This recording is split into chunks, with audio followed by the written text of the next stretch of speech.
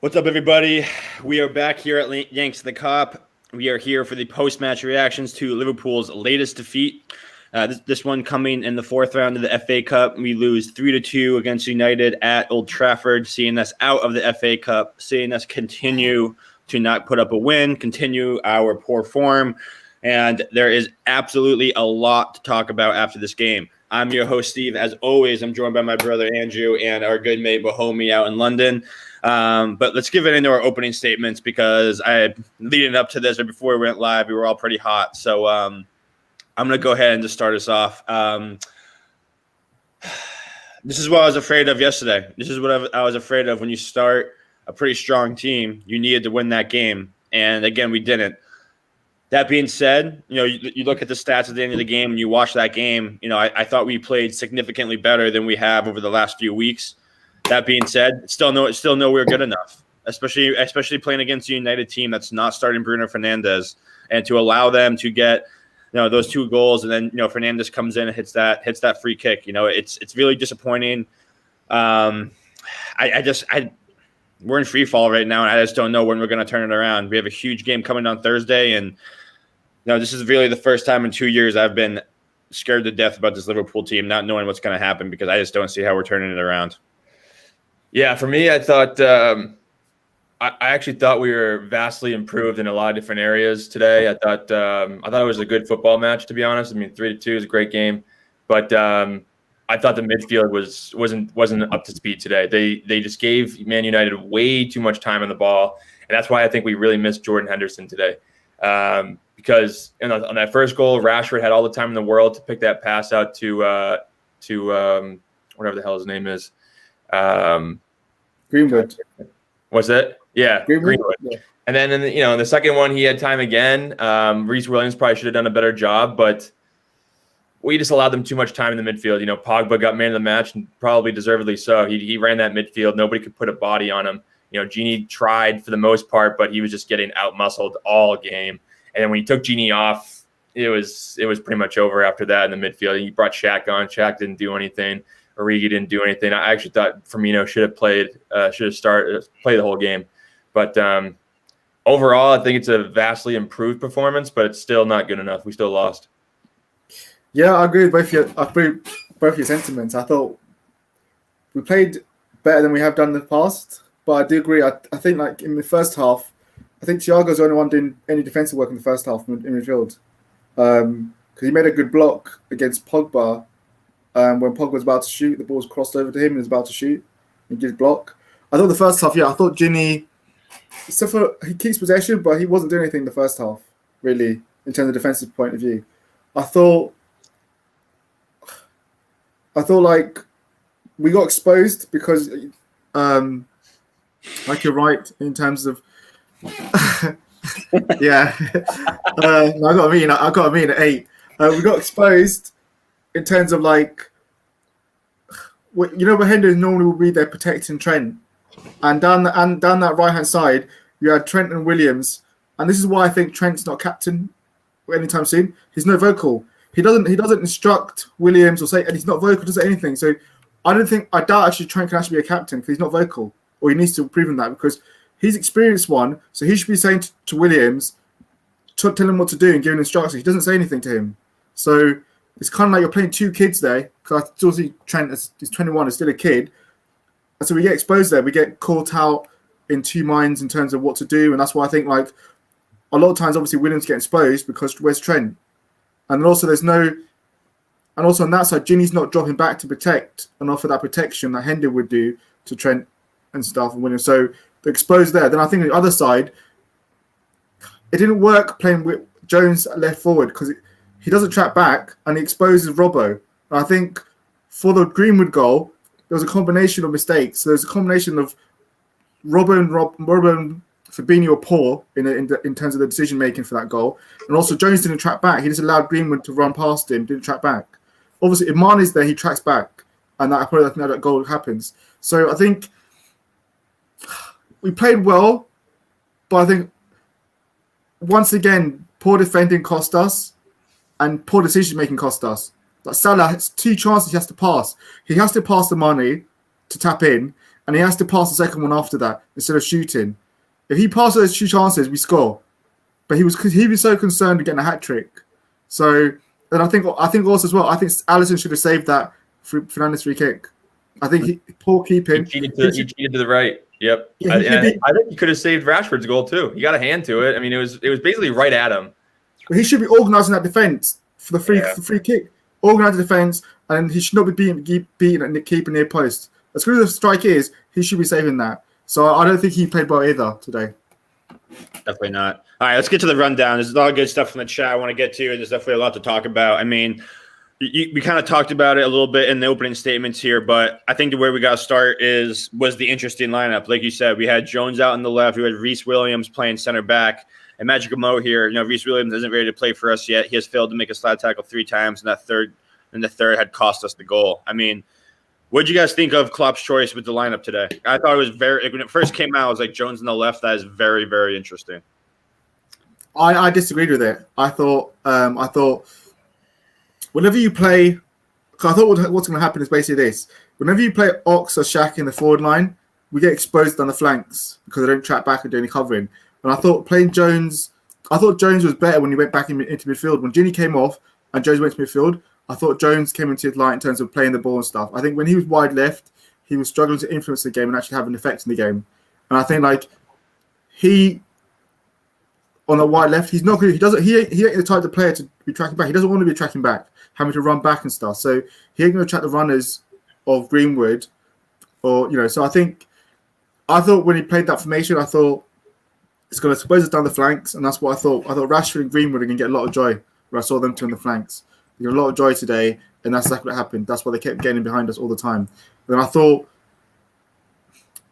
the midfield of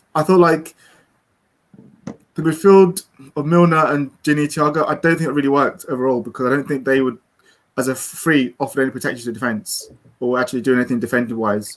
So, although I think they probably play. I think Thiago played well. I think Milner in the second half played a bit better, but I don't think it worked.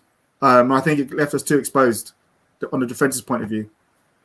Yeah, I actually thought Milner was poor all game until he had that dummy to Salah off of Firmino's pass. I thought he was invisible. And another person who I thought was invisible was Andy Robertson. I thought Andy Robertson, I didn't even know he was playing for the first half. I didn't really see him touch the ball very much.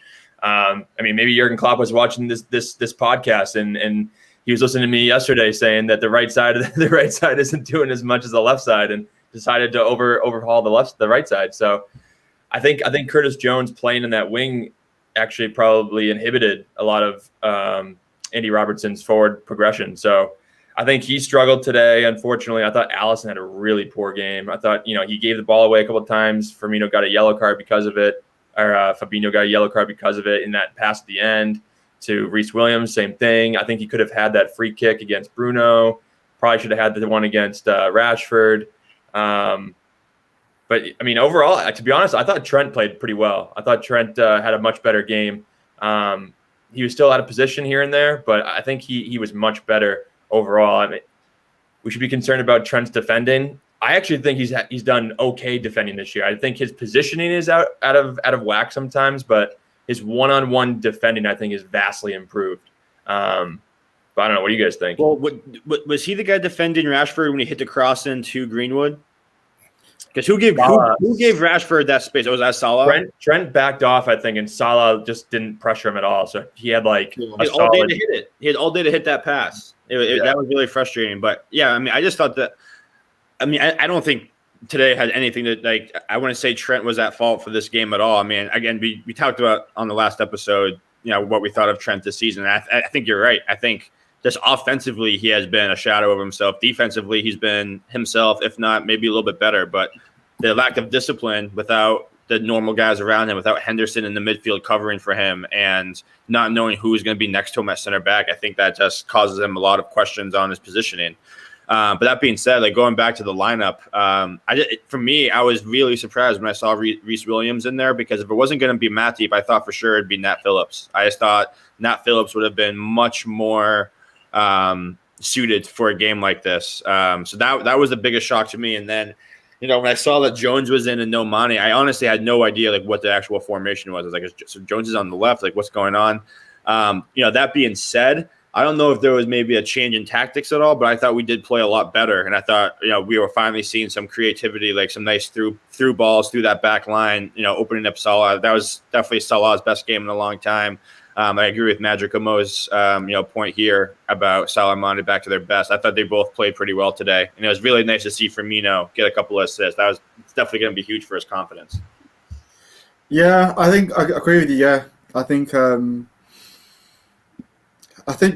overall Trent's defending has improved. I think where he gets caught out is sometimes on set pieces he might get caught out, but I think overall in terms of one-on-ones when he's up against someone, he's normally actually quite good this season. In terms of one-on-one duels. I think Trent suffers whenever Williams plays next to him, always, because there's a lack of anyone who's going to be taking control or leadership in that area. So, obviously, Trent obviously misses Van Dijk, who's barking orders, or Gomez there, who Gomez covers him all the time, like because he's comfortable going into the flanks and stuff. And obviously, Williams isn't. So, I think that damaged us playing Williams today. And then also with Alisson not being that good today, I think that also damaged us. Like his kicking, decision making was not good enough. It was poor today, which is unusual for him because obviously he's normally producing at least 7 or 8 out of 10 performance. But yeah, I just thought like it's good. Yeah, that Mane and Firmino, Bobby were playing well. I was just shocked at Mane. He came on, had no impact in the game. He might as well not come on. No, he did nothing. I was just surprised of like why he was just so off the pace of the game. Like he didn't do anything. Yeah. So I thought Wan-Bissaka played really well. I will say that. He's definitely outshined Trent this season, in my opinion. But I mean, he shut down Mane. Jones was ineffective. I'm wondering maybe that's why Robertson was somewhat invisible throughout the whole game. I mean, Wan-Bissaka is just solid. He always goes to ground, which I don't like as a defender, but I mean, he always gets the ball for the most part. So hats off to him. He played really well. But one thing that concerns me is the fact that when we took the lead and we're 1-0 up, we don't control the game anymore. There's no control of the game. It's still like we're still well open and it's like we're chasing the game. I don't understand why. When we used to take the lead, we should just keep the ball for like 5 or 10 minutes and just suck the life out of the opposition. They couldn't get the ball off. Now, we don't ever do that. It's like we are playing as if we're trying to get a second goal straight away, and we're just so open and it's so easy for teams to just get a goal back against us. Yeah, I mean, when I just like think about today's game, what's really frustrating about it is because we definitely did improve in a lot of ways. I think if we played like we did today, the last 3 weeks, we'd be in a much different position in the table. Like that's for sure. But the thing that really aggravates me is just like this is just a classic example of not having the right personnel. Like if we had the right personnel today, there was like if we just had a more experienced true center back to go in there. And if we had, just like the depth that we would normally have, there was no reason that we would have lost that game. We would have outclassed them everywhere. But you can just see like having to have a guy like Reece Williams with very little experience coming into that role, it just impacts not only just him, but everybody around him. And that's what's really frustrating is just like, and it leads to the FSG conversation. Like this is the first time really since Klopp's tenure that he's kind of called out FSG, saying like, this isn't up to me. Like if it was up to me, we'd have a center back. So, I mean, what are your guys? I'm just worried that Reece Williams is going to, I mean, next time he plays, is he going to be the new Adrian?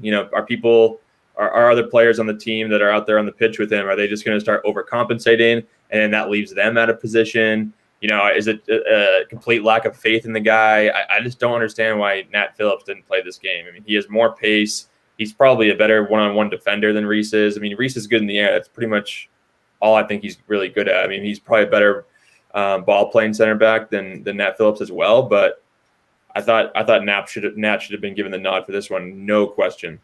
I think I've seen that already though, because I think Fabinho coming over to challenge Cavani for the free kick thing, which wasn't a free kick.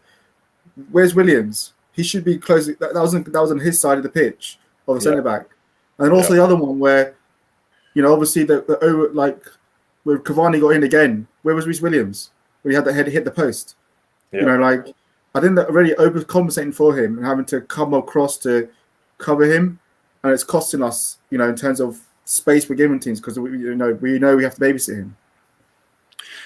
I mean, and again, like when you just think about it, Nat Phillips has significantly more experience than Nat Phillips does. And if you're going to go with a lineup that you did today, like a pretty freaking strong lineup, why would you not have the more experienced guy in there? Like it just, that one was like completely baffled me. And then to Magical Motorsport, when I did see the lineup, I was like, okay, it sounds like Thiago is going to be playing more forwards. But again, we saw him more as a deep line playmaker behind Genie and Milner. So like, again, do you guys think that was a factor in why the midfield didn't really play that well? I think so. I just don't think you can rely on a 35-year-old James Milner anymore.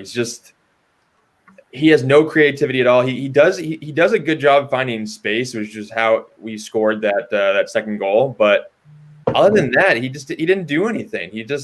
I thought he was a liability defensively. Clearly, I thought he should have been the one covering for Robertson on that switch of play by Rashford. But if that's Jordan Henderson, there's no way that ever happens. He's covering for Robertson all day right there. But I thought he proved very ineffective. I mean, he's basically the same type of player as Gini Wijnaldum, and they're both just doing the same thing, just recycling the ball constantly and taking very little risk. It wasn't until the second half when Milner did take a risk that we scored a goal and he actually had a chance. But I would have rather have seen like Oxlade-Chamberlain in there. I know why he went with Milner, but it just didn't work for me. Yeah, I agree with that. And I think I'm just wondering, obviously, when are we ever going to see Thiago in a forward position? I don't think we're going to see it this season because I don't think we're going to have because we're not going to centre back. We're not going to have the position to see him further forward. I'm curious if Henderson's fit, will he put Henderson as the 6 or Thiago as a 6? But I think they had played together recently. And yeah, he had put Thiago as a 6, right? Yeah, so yeah. I don't think he trusts. I think he wants more control by playing Thiago as a 6. Yeah, I just think obviously I think we'd see the best of Thiago if we had Fabinho in midfield, and we're missing him badly in midfield again. Like I don't think Man United have the success they've had today if Fabinho's in midfield because he's breaking up play, and stuff. And I think we badly miss him in midfield. But yeah, I don't think the midfield works. I don't think Milner shouldn't be starting games, to be honest. He should be coming on like the last 20 minutes to see out a game, not starting a game. Agreed. Only when we're ahead. Hey, he should come on in the last 20 to 30 minutes, and that's it. Yeah, and I think that's the issue there. And then I think as well, Ginny was quiet today, to be honest. It was one of his good games, normally we see him in terms of like. I thought he got dominated by Pogba. I thought Pogba got the best of Gini today.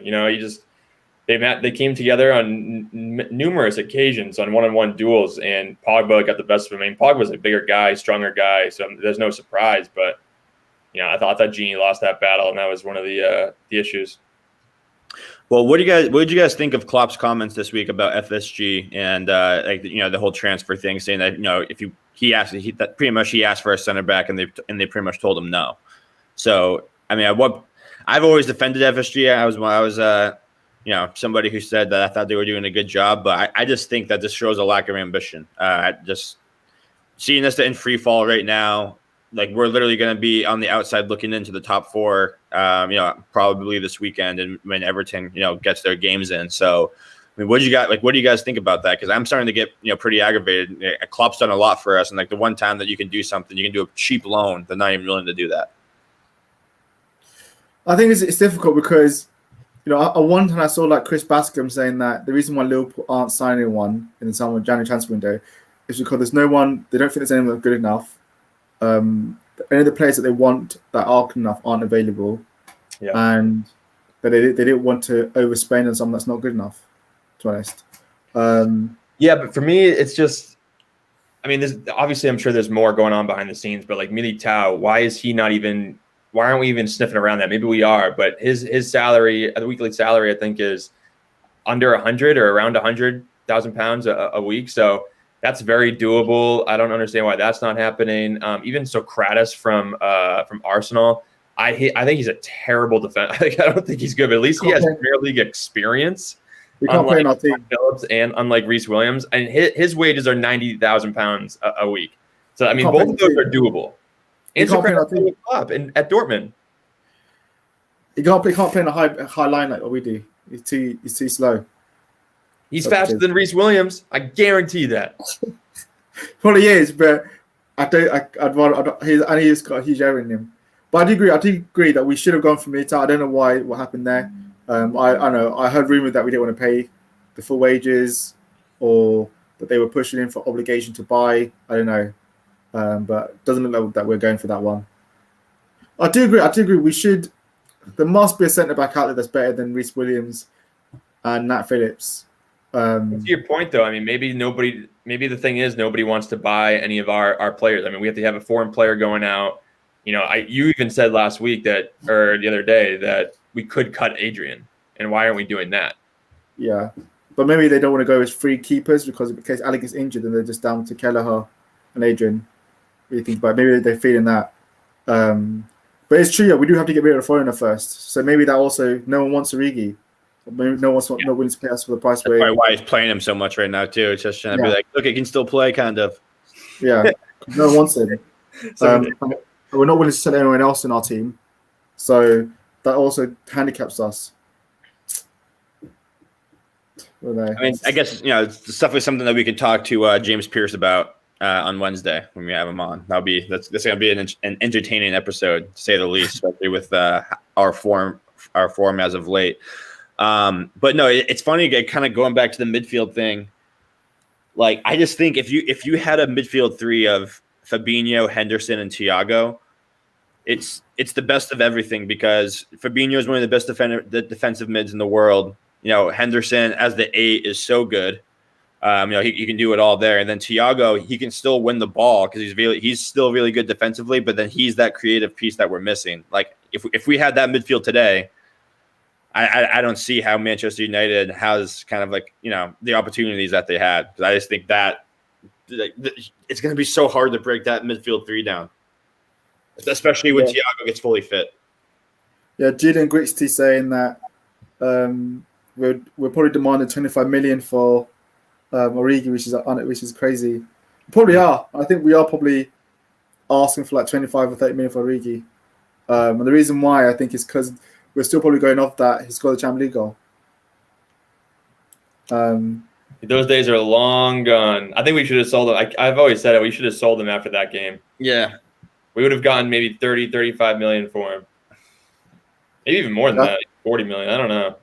I think we should be taking 15 million for him. 15, 20 million for him. It's fair enough for him. Now, yes. Yeah. Yeah. Because no one's going to pay 35 million for him or 25 million for him. I wouldn't. Yeah.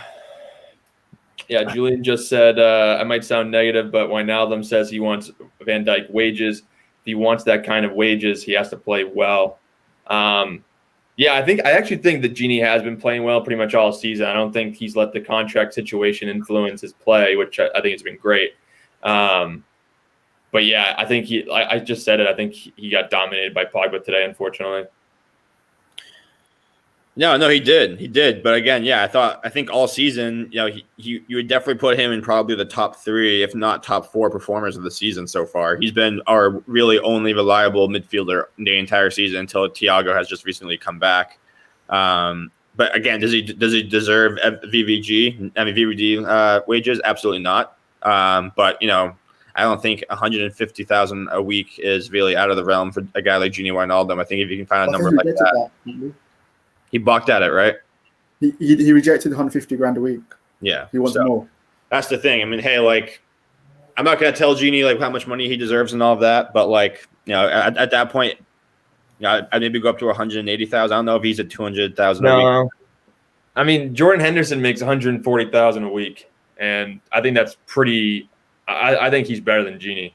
So, yeah. I think Genie's living in La La Land if he thinks that he deserves 200,000 pounds a week. But hey, Barcelona gives it to him, then hey, go for it, Genie. Yeah. Coleman will give it to him for sure. Yeah.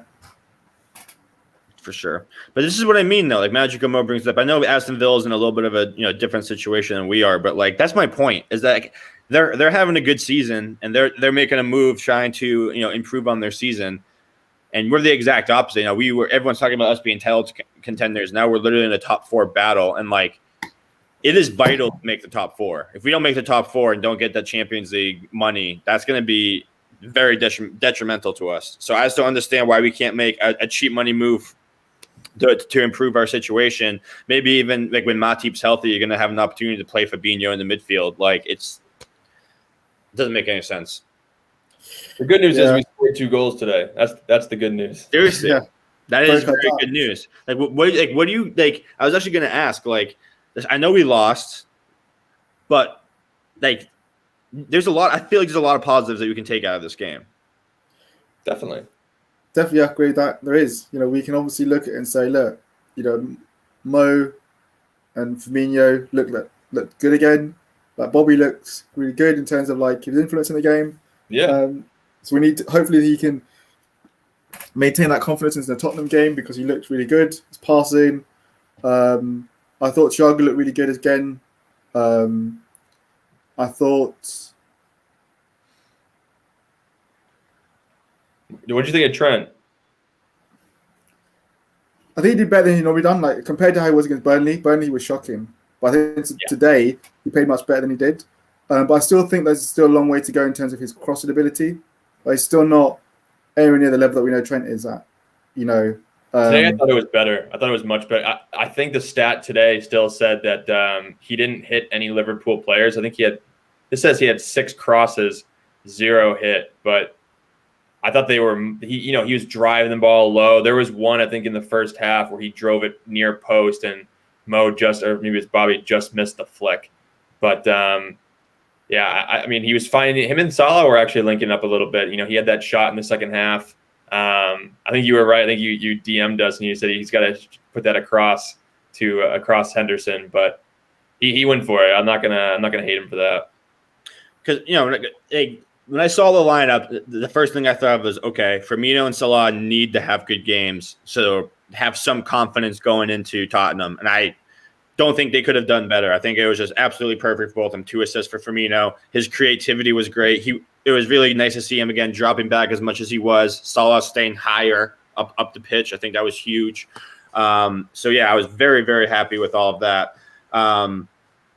Then the only other thing was, again, Thiago. I thought Thiago had a lot more influence going forward, even though he was playing in more of a playmaker role. I thought he had a few different crosses and kind of like balls over the top that I thought were good. So if you can just find a way to get him further up the field, that'd be huge. But the only negative thing I have about it is that I said it yesterday in the pre-match was just that. Do you think losing, because we played with a more of a stronger lineup, despite playing well, do you think losing is going to have a negative effect on the team going forward? That's a great question. I think it remains to be seen. I mean, I trust Klopp's man management very much so. So I think he'll be able to spin this positively, just like we are. I mean, I thought it was just a great game of football. I think that it could have gone either way. I think if Joel Matip plays this game, I think we win. No question about it. But no, I think the reaction will be against Spurs. I think that's the biggest match of the season, because if we lose that, then we're spiraling down and out of control, and it might be tough to bounce back from that one. I think the team would be, look, we played well today, but on Tuesday Thursday we're not gonna have Williams playing, so Matip's gonna play, so we'll win. So don't worry, just play how you did, but just know that you're gonna have Matip on Thursday, and you're gonna make those kind of amateur hour defense mistakes, So I think that was how I'd say, just play how you did, Otherwise, I think like. Sorry, go ahead. Okay, go ahead. I was just gonna say, have you heard anything about how long Henderson's gonna be out? Jota, if he's coming back. I know we spoke about that yesterday a little bit, but Naby Keita. I mean, are any of these guys close to coming back to full training? Any idea? I haven't heard nothing on Keita, except for and Jota. I just know the other day obviously Klopp said a few weeks away. Hendo, I don't know. I don't know if he's going to be back. He's back for Spurs. Well, I thought Hender's thing was pretty minor. Maybe Yeah, maybe he's back for Thursday then. I haven't heard nothing. Maybe he's back for Thursday. What was it? His groin? I don't know what it was. The one article I saw said that was that Klopp didn't want to risk him in the FA Cup game. So that makes me seem like okay, like he's saving him for Tottenham. Yeah. Obviously I could be wrong, but well, Paisley LFC said Trent is limited. Salah does not always link up with him. No natural striker who would be waiting to cherry pick a cross. No height. Also a lot of area to cover, especially with no center back. So seems to me like Paisley at LFC is defending Trent. I mean, I thought, as we just said, I think that Trent had a good game. But Wahomie and Stevie, do you guys put that against Trent or against the lineup? I think it's 50-50. I think obviously having not obviously having like an experienced centre back, proper centre back, is also affecting us in terms of like defensive leadership and organisation, and also I think like it does like obviously not having a proper out striker means that if you had a Haaland, I think some of the balls Trent's put in, he gets on the end of those. I mean, he's putting he's getting headers in, shots in. So I do feel there's still the one thing obviously that still concerned me was like there was a bit where Bobby had the ball and he took a touch and he should have shot straight away, I think it was, and his touch was so poor and he lost control and then they cleared it. And it was like, I think the commentator said that's Firmino all season, like his touch in decisive moments. I think like if that's Haaland's one touch shot and it makes Keegan make a save with scores. So I think like obviously I do think if we had a proper out striker, Trent's crosses would actually come to more goals. Because obviously, like, as we said before, our front three they make the same movement, runs. No one's ever runs to the front post or runs to the back post. It's all the same. We just stay in the middle box area and try to bunch up together. So it's only Jota who will make a move to the far post, to the front post, and do some movement. So I think like our fullbacks would probably get more assists if we had a striker, but it is what it is, fortunately. Yeah, that's exactly what I think. Exactly what I think. I mean, if we had a true number 9 striker, not someone a little bit more defensive like Bobby, that would help Trent. But again, like you said, I also think that he hasn't been getting the same movement that he's had in the past. Like no one goes to the front post; they kind of just sit there and wait for the pass to come, or they make a run back post, which is not always an easy ball to hit. So. Yeah, I mean, Trent limited. I mean, again, he could have a little bit more support right now. But again, he's still 21 years old. He's going to be getting better anyway. Yeah, having a guy like Magical Mo says right here, having a guy like Giroud, like coming off the bench, like as a, like as our third option, like our third option off the bench would be great. Like I would love to have, if we had a combination of somehow Haaland, Firmino and Giroud, that'd be perfect. You have Giroud in there when you're whipping crosses in, you need a goal.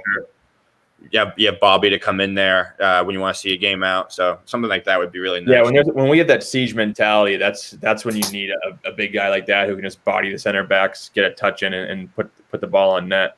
Because Firmino he's always coming to the ball. He's always trying to link up with our forwards or our wingers or our midfielders, whoever the hell it is.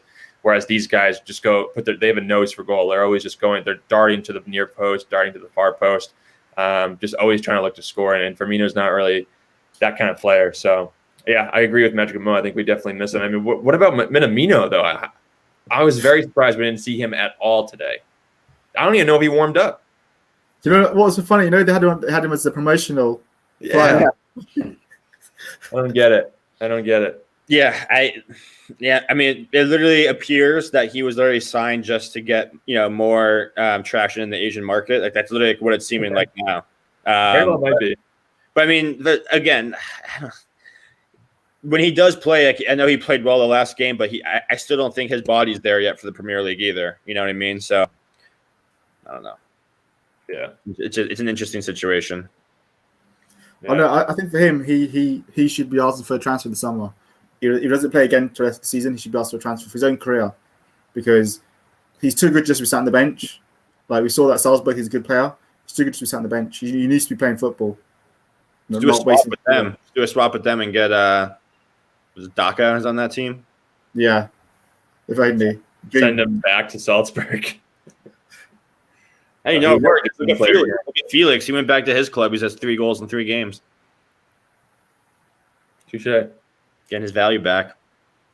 So, do you guys, anything else you guys want to cover? Do you even want to do a man of the match or? Do you feel that Salah should have passed those 2 chances?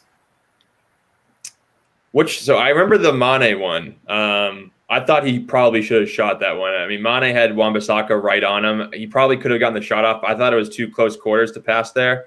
I just don't think Mo got anything on it. I thought it was a bad shot, which I was very surprised at. I mean, it was with his right foot, and it just kind of dribbled to Henderson. I think if it's a better shot, it probably goes in. But I don't remember the other one that you're talking about. The other one where he hit, he went far close post, and the keeper saved it rather than shoot. He could have crossed. He had Bobby, Firmino, and Mane all in the goal, come in the box, and instead of passing, he should have passed that one. Yeah, but Mo, he's going for the hat trick. Well, honestly, I'm for like the purposes of today and trying to get momentum. I'm totally cool with that. He had 2 goals. To see him try and go get a third. Just want to see it was exactly what I wanted to see from him. Being aggressive, trying to find the shot, but like making those creative runs. And when he has it, don't even think. Just take the shot if you have the space. Like I trust Mo in those situations. Yeah. But the one thing that aggravated me was there was one play where Mo had the ball cut in and he laid one off to Trent on the right side, and Trent was like wide open and he ripped a shot right at Henderson. I think Henderson knocked it out for a corner or something. What really aggravates me about that is like Trent made the right decision, but I hated the shot. Like I would have loved to see him hit it low and hard across the net. If you miss the net and it goes out of bounds, I don't care left. Just put it across, because if Henderson gets a hand on it, it's going to be a rebound right into the inside. You might hit side netting for a goal. And if you don't, you have all of our team was on that side of the net crashing. And like somebody could have slid in for a little touch. That's the only thing. I mean, I love the decision for him to rip it. I'm sure it's really hard to try to do that, but that's just a defender finding himself up front and having to shoot the ball. He's getting really excited. Yeah. Yeah. Exactly. Like, oh my God. So for me, it's on to Tottenham. Yeah, Tottenham's going to be huge. That's going to be huge.